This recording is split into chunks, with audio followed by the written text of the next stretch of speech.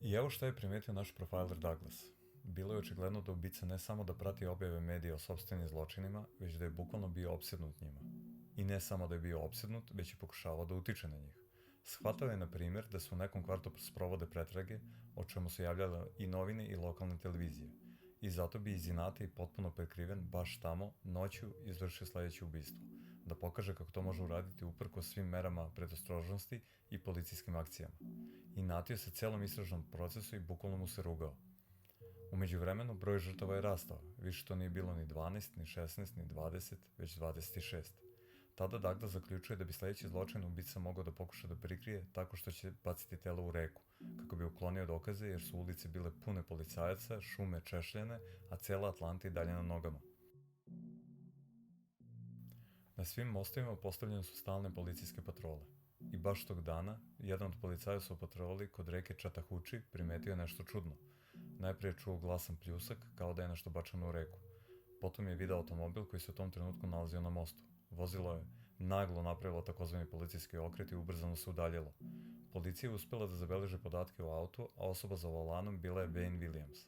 Williams je bio mladi crnac od 23 godine. Policajcima nije odgovarao drsko, bio je prilično uštiv, a svoje neobično ponašanje na mostu objasnio je na sledeći način. Ujutro je imao zakazan intervju ili sastanak sa muzičkim producentom i da bi bio apsolutno siguran da će stići na vreme, otišao je da proveri rutu napred i to baš u 2 sata noću. Dok je to objašnjavao, policija je rešila da pretraži vozilo. U njemu su pronašli lopatu i rukavice. Nije bilo dovoljno dokaza da odmah pritvore Williamsa, pa su ga pustili, ali policija imala mogućnost da dodatno pregleda automobil. Iako je Williams umeđu vremena oprao kola, istražitelji su uspeli da pronađu nešto izuzetno važno. Tragove kose 12 dece koje su bila nestala i pronađena mrtva. Dana 21. juna 1981. godine, Wayne Williams je uhapšen po sumnju za ubistvo.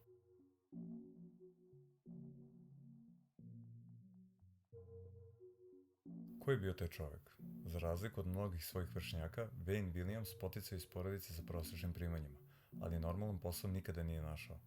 Kod kuće je napravio svoju improvizovanu radio stanicu i svim silama se zanimao za muziku. Na toj osnovi upoznavao je razne ljude, uglavnom mlađe, a sebe je smatrao talentovanim muzičkim producentom i DJ-em. Još je bio poznat i kao patološki lažov. Lagao je za najmanje sitnice, a kad bi neko razotkrio njegovu laž, Williams bi bukvalno eksplodirao. Dobio bi napad besa, vikao, pravio scene i ponašao se kao ranjena zver. Pretpostavljam da već primećujete da se to ne poklapa u potpunosti sa portretom koji su sačinili profileri ranije. Kada je počelo suđenje, tužilaštvo se suočilo sa neočekivanim problemom. Williams se ponašao kao uzoran dečko. Ako pogledate njegove fotografije, mršav, krhkih ruku, uvek uštiv, sa naočarima. Nije mogao ostaviti loš utisak ni na koga i sa svima je razgovarao taktično. Odgovarao je na sva postavljena pitanja. Činilo se da ga je nemoguće slomiti. Osim tragova kose pronađenih u njegovom automobilu, nije bilo direktnih dokaza.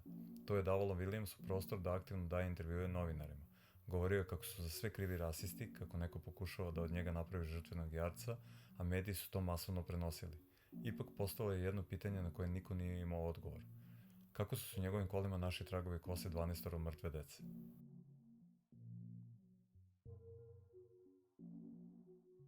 Douglas je tada počeo da razmišlja o provokaciji, o načinu da se pokaže prava priroda Williamsa, o kojoj su govorili njegovi stari poznanici. Prelomni trenutak u procesu opet se dogodio zahvaljujući profileru. Verovatni ubica bio je osoba koja se spolja činila staloženom, ali ipak bila sklona napadima besa. Dakle, trebalo ga je izvesti na čistinu. Kako?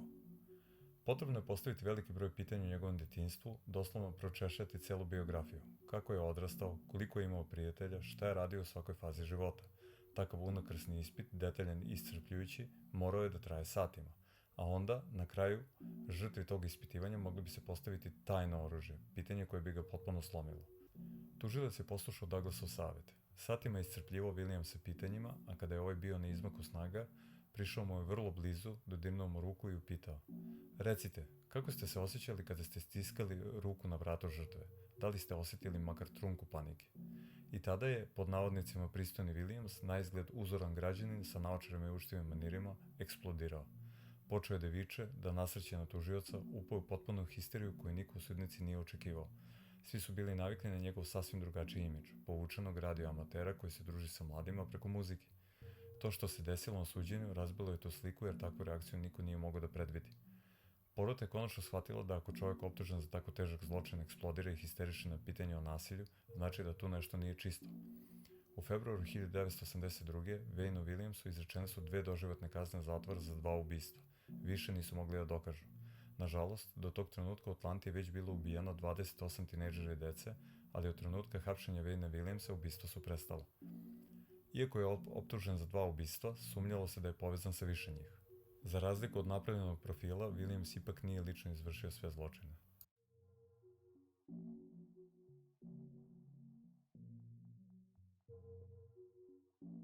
Postojale su široko rasprostranjene teorije da pravo ubistvo možda čine članovi Ku Klux Klana, a tajna istraga FBI-a navodno je ukazala na to, ali su dokazi prekriveni da bi se sprečio rasni rat u Americi. Pre 6 godina, gradonačelnica Atlante Keisha Lance Bottoms obećala je novu istragu o ubistvima dece iz kraja 70. i ranih 80. godina poznatim kao ubistva dece u Atlanti. Otkako je slučaj ponovo otvoren u martu 2019. godine, postignut je određeni napredak, ali javno još nisu objavljeni konačni rezultati. Novi DNK uzorci sa slučajeva poslati su u privatne laboratorije na testiranje, a vlakna sa svih 30 slučajeva su ponovo analizirana. Vremenski okvir istrage proširen je od 1970. do 1985. godine kako bi uključio moguće dodatne žrtve. Do sada je oko 40% prikupljenih dokaza pregledano da bi se utvrdilo šta se može poslati na naprednu forenzičku analizu, ali zvanični napredak ili nove optužnice još nisu objavljene.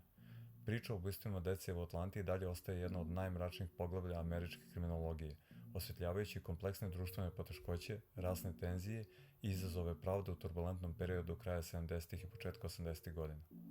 Hvala što ste slušali emisiju i nadam se da se vidimo opet u sledećoj.